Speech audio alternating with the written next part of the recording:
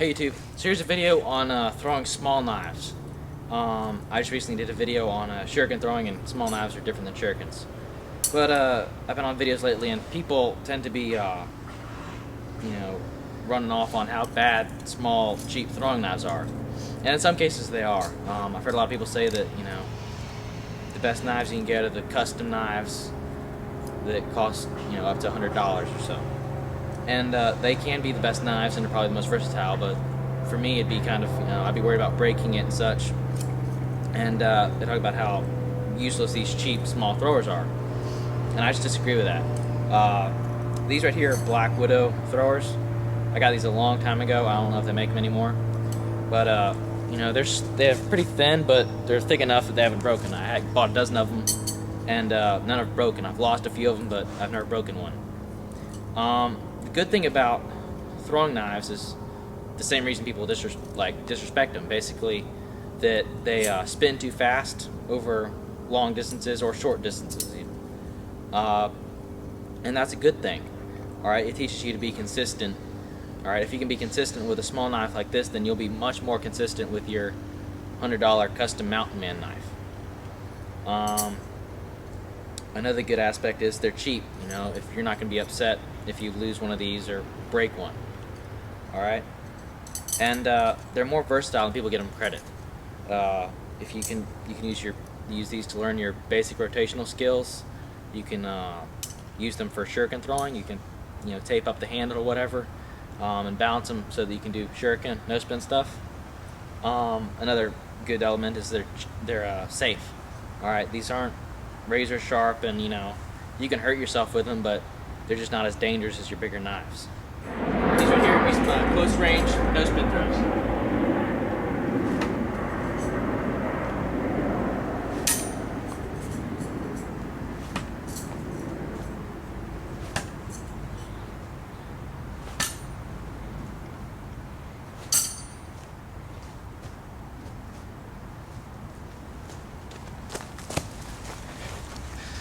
You guys look at this.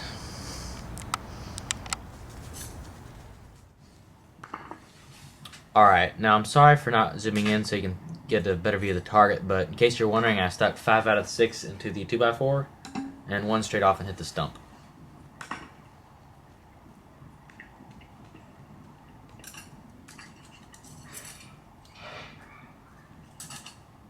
Fun little drill. I'm using rotational throws to work my way up that 2x4. Again, sorry I didn't zoom in, but the exact same thing happened. I stuck 5 and 1 went astray and hit the stump.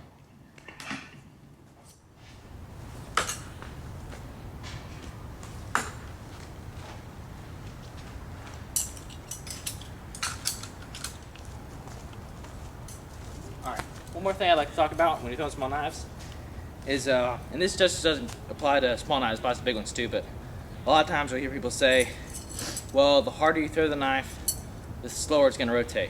Well, that's not necessarily true. The fact is, when you decide in your mind that you're going to throw the knife hard, you subconsciously grip the knife harder, and that's what slows it down. Alright, if you keep a nice loose grip and just let the knife slide out, you can throw it as hard as you want from the same distance you normally would. Alright, so I'll show you that. This first throw is a slow, loose grip throw. Alright, now this is the fast one with loose grip.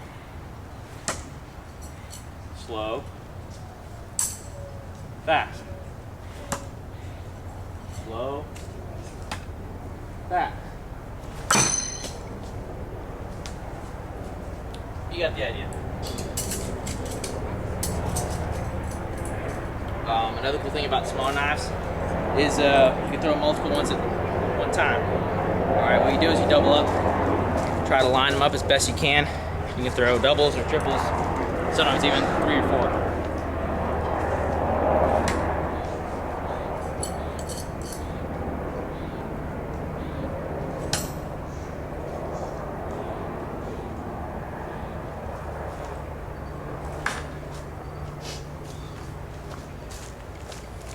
Another cool thing is it makes your groups look a lot tighter than they really are. So, see, we got those 2 right there. And the bullseye, pretty close to the bullseye, a little high. 3 knives at once.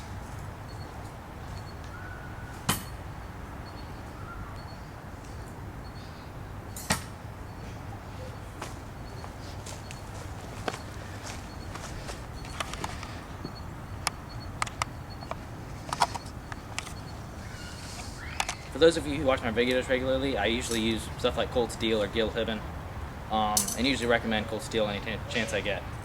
Not because it's, they're paying me or whatever, it's just because they make good gear. Now, I'm not recommending that you buy a bunch of cheap knives, but if you can find them, alright, that are fairly thick like this, I would recommend just giving them a shot. They're cheap, what do you have to lose, alright?